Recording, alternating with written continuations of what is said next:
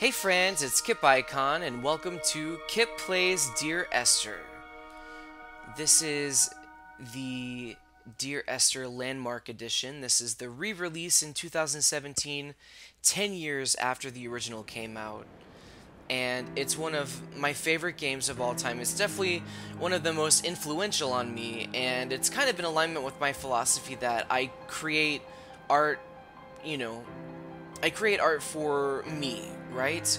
And if other people resonate with that, then that's wonderful.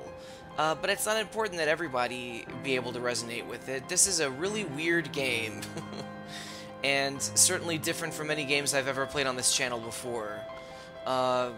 We're just gonna go ahead and jump right in, shall we?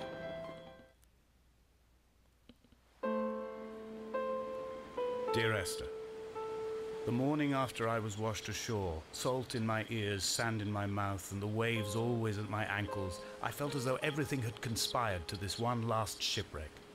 I remembered nothing but water, stones in my belly and my shoes, threatening to drag me under to where only the most listless of creatures swim. Wow, so first of all, how beautiful is this place, right? Secondly, we are, or the narrator is, someone who has been shipwrecked here on this island. We've just learned from that dialogue, from that narration. Ugh. Apparently, this game changes from playthrough to playthrough. Details of the narrative change. Ooh. Oh, we're inside the lighthouse. Look how beautiful this is. So parts of the story will change depending on your playthrough, and I guess in this playthrough for us, I'm not sure how many different options there are to get or whatever, but in this one we have been marooned on this island. This over here, I'm not sure what this is other than it's some sort of chemical makeup diagram.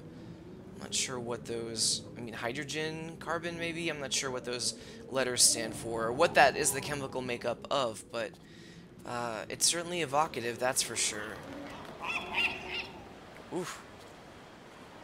That bird. That was loud in my left ear. You know, who am I to say that this is just a bunch of paint dripping art, right? Art is everywhere. And eludes an easy, qualitative, listen, art can be anything, essentially. I do love that glowing paint, that bioluminescent paint. Bioluminescent is the wrong word because it has to be biological, right? Phosphorescent?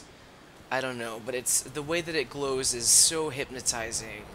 I've had several dreams about this game where I've been on an island like this with, especially featuring that paint prominently.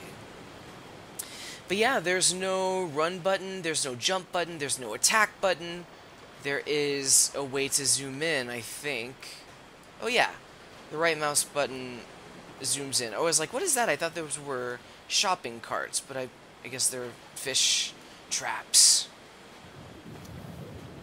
There's not a lot of gameplay in this, honestly. It's really all about the experience overall. It's very meditative, and I find it to make me kind of introspective. At night, you can see the lights sometimes from a passing tanker or trawler. From up on the cliffs, they are mundane. But down here, they fugue into ambiguity. For instance, I cannot readily tell if they belong above or below the waves. The distinction now seems banal. Why not everything and all at once?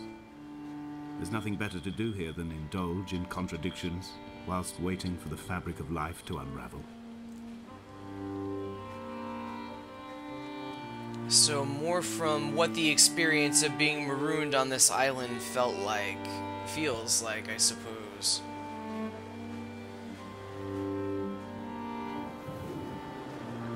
Interestingly enough, I don't think we've seen a ship yet. So we've been marooned here, but I don't know where our ship is. dear Esther. I found myself to be as featureless as this ocean, as shallow and unoccupied as this bay, a listless wreck without identification. My rocks are these bones, and a careful fence to keep the precipice at bay. Shot through me caves, my forehead a mount. This aerial will transmit into me so. All overexposed, the nervous system, where Donnelly's boots and yours and mine still trample. I will carry a torch for you. I will leave it at the foot of my headstone. You will need it for the tunnels that carry me under.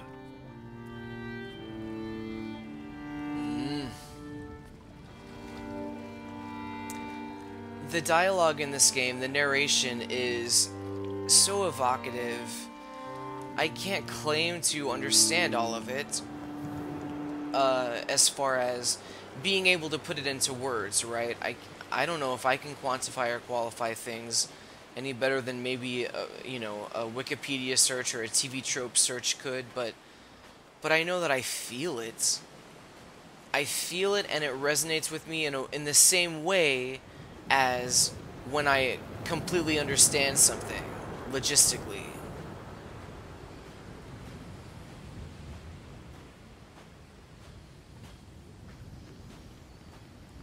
Games like this, where there is not a lot of quote-unquote gameplay, where you're just kind of walking around and seeing and letting the environment tell the story and listen to things like narration,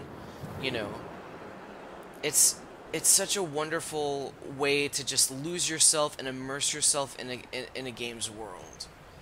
I hope that you guys are gonna come along with me and do the same. This isn't a very long game, so certainly if this has already all been released, go ahead and binge it. I certainly support that kind of behavior.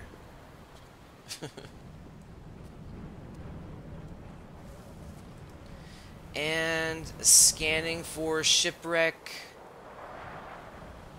Scanning for shipwreck. No. I don't see our boat anywhere.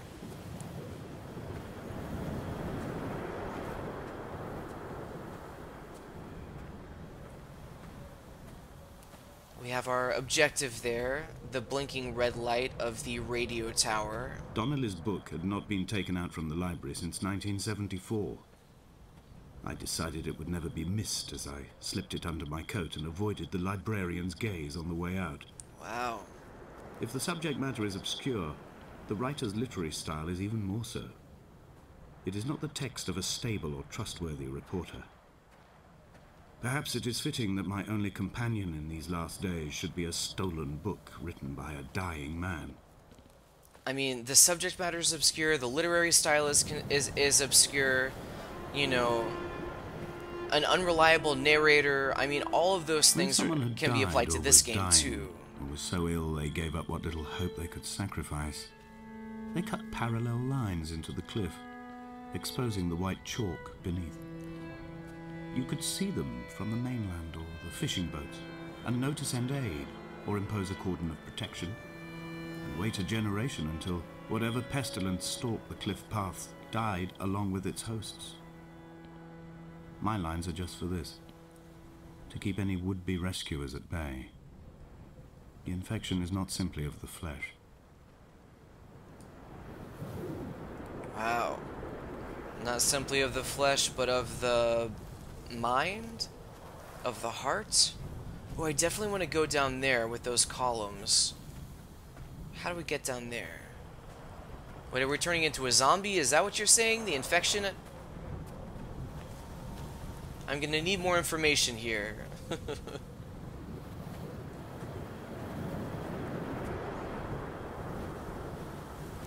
I quote directly, a motley lot with little to recommend them. I have now spent 3 days in their company. That is, I fear, enough for any man not born amongst them. Despite their tedious inclination to quote scripture, they seem to me the most godforsaken of all the inhabitants of the Outer Isles. Indeed, in this case, the very gravity of that term, forsaken by God, seems to find its very apex. It appears to me that Donnelly, too, found those who wander this shoreline to be adrift from any chance of redemption. Did he include himself in that, I wonder?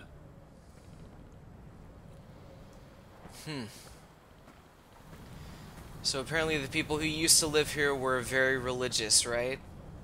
Something like that.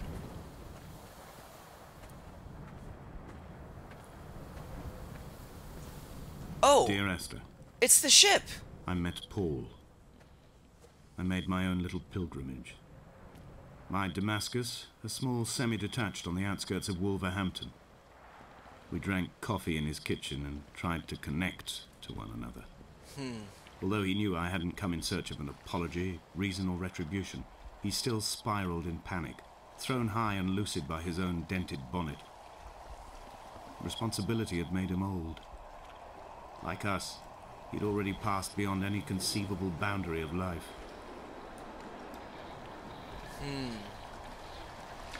So we've talked about Esther, we've talked about I threw Paul. my arms wide and the cliff opened out before me, making this rough home. I transferred my belongings from the bothy on the mount and tried to live here instead. It was cold at night, and the sea lapped at the entrance at high tide. To climb the peak, I must first venture even deeper into the veins of the island, where the signals are blocked altogether. Only then will I understand them, when I stand on the summit and they flow into me, uncorrupted. I certainly don't claim to know what all this dialogue, what all this narration means, or what these drawings mean, or whatever. I mean, he was talking about the veins of the island, and these are kind of vein-like.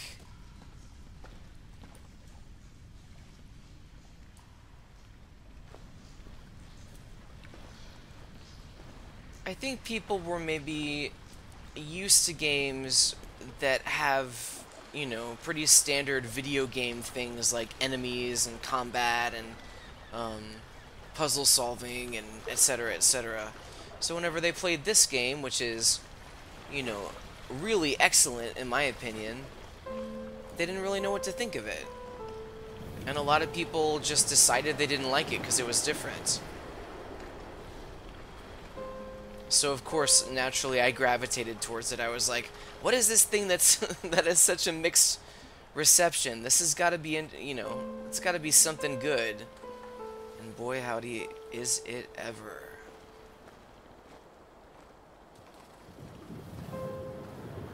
Gosh, I love the soundtrack. The music is superb. The sound effects are wonderful. Maybe that'll be the last I say about it, so we can just enjoy it.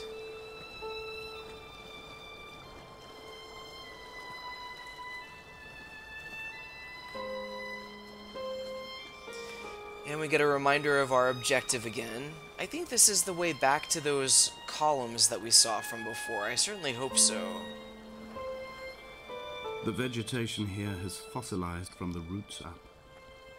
To think they once grazed animals here, the remnants of occupation being evidence to that. It is all sick to death. The water is too polluted for the fish, the sky is too thin for the birds, and the soil is cut with the bones of hermits and shepherds. I've heard it said that human ashes make great fertilizer, that we could sow a forest from all that is left of your hips and ribcage, with enough left over to thicken the air and repopulate the bay. Wow.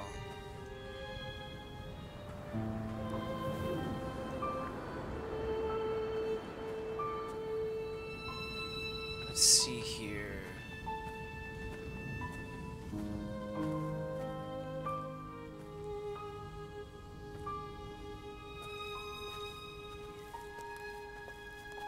Ooh.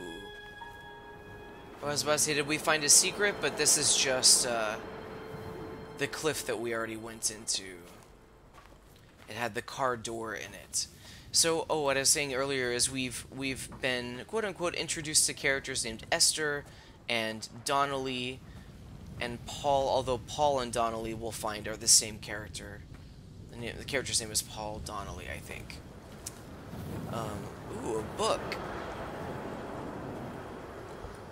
So one of the cool things about this game is that objects, too, will appear in different locations depending on your playthrough. So the narration changes slightly, objects change place in some cases, and it can be a completely different experience depending on your playthrough. I mean, us or the narrator saying that they have been marooned on this island, for instance, is unique to this playthrough, actually.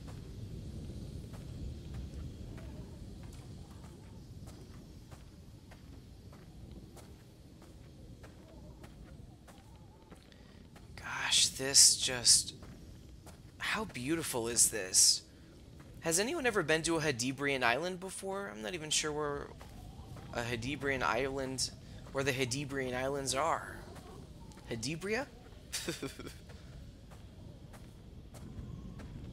It's getting dark, Franz. Oh. Dear Esther, Alright, I guess that's the end of Chapter 1, Franz. Thank you so much for watching Kip Plays Dear Esther, the Landmark Edition, which is just, it's Dear Esther, but an upgraded version. In the next episode, we're going to explore Chapter 2, and there are only 4 chapters, so this is definitely a shorter game than games I've played in the past, but certainly is excellent and wonderful. Thank you guys for watching. I have been, and I will continue to be Kip Icon as long as you guys continue to what? Follow your drams. Bye!